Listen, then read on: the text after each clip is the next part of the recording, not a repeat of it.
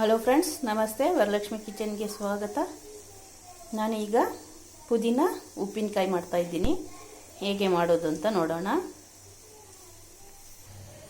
ಪುದೀನ ಈ ಥರ ಚೆನ್ನಾಗಿ ತೊಳ್ಕೊಂಡು ಈ ಥರ ಹಿಂಡ್ಕೋಬೇಕು. ಚೆನ್ನಾಗಿ ಹಿಂಡಿ ಇಟ್ಕೋಬೇಕು.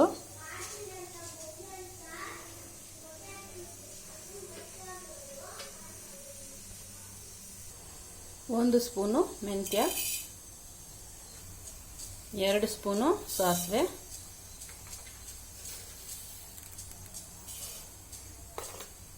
ಫ್ರೈ ಮಾಡ್ಕೋಬೇಕು.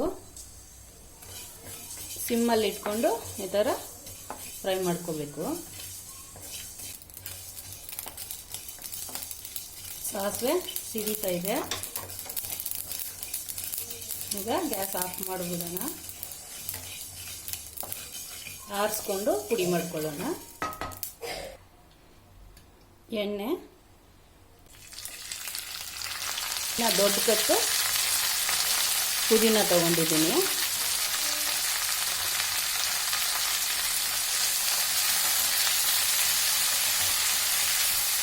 ನೀರು ಒಣಗಿದ್ರೆ ಸಾಕು.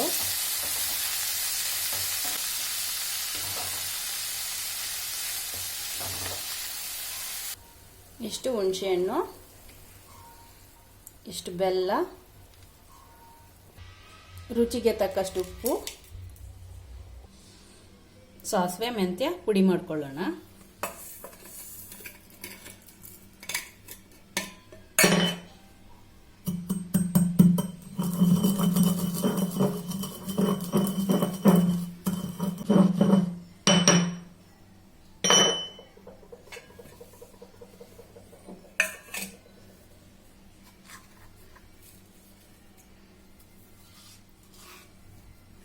ಇದಾಯಿತು. ಈಗ ಈ ಪುದೀನ, ಬೆಲ್ಲ, ಹುಣಸೆಹಣ್ಣು ಎಲ್ಲ ಹಾಕಿ ರುಬ್ಕೋಬೇಕು.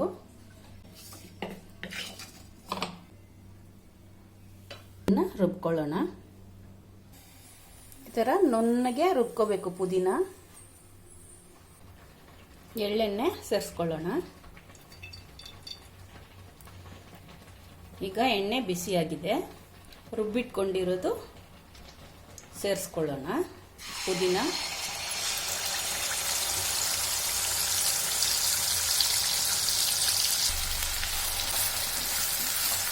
ಎಣ್ಣೆನಲ್ಲಿ ಚೆನ್ನಾಗಿ ಮಿಕ್ಸ್ ಆಗಬೇಕು.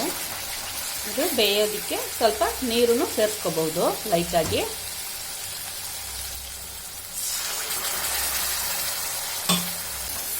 ಹಸಿ ವಾಸನೆ ಎಲ್ಲ ಹೋಗಿ ಚೆನ್ನಾಗಿ ಬೆಂದು ಬರಬೇಕು.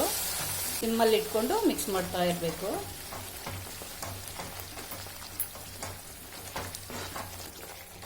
ಹಾಗೆ ಬೇಯ್ತಾ ಇದ್ರೆ ಹುಣಸೆಹಣ್ಣು, ಪುದೀನ, ಬೆಲ್ಲದ್ದು ಘಮ ಬರ್ತಾ ಇದೆ.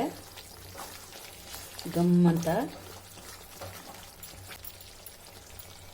ಎಣ್ಣೆ ಮೇಲೆ ಬರುತ್ತೆ. ಆವಾಗ ಚಿಲ್ಲಿ ಪೌಡ್ರ್ ಹಾಕಿ. ಎಣ್ಣೆ ಮೇಲೆ ಬಂದಿದೆ ನೋಡಿ.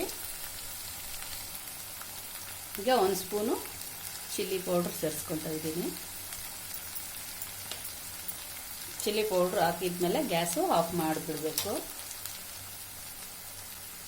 ಆಮೇಲೆ ಇದು ಸಾಸಿವೆ ಮೆಂತ್ಯ ನುಣ್ಣಗೆ ಮಾಡ್ಕೊಂಡಿರೋ ಪುಡಿ 1 ಸ್ಪೂನಷ್ಟು,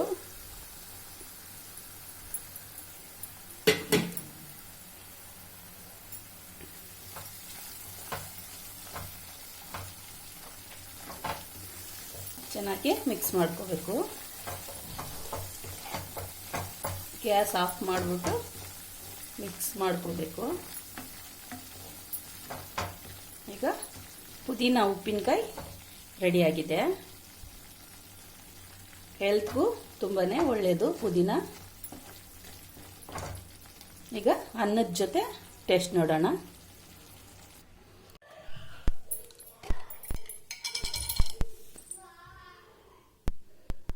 ಪುದೀನ ಉಪ್ಪಿನಕಾಯಿ,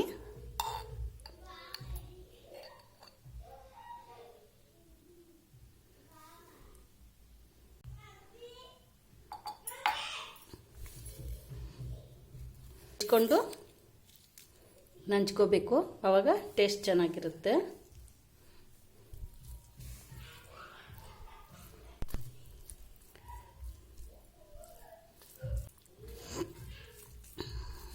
ಉಪ್ಪಿನಕಾಯಿ ಸ್ವಲ್ಪನೇ ಹಾಕಿ ಕಲಿಸ್ಕೋಬೇಕು.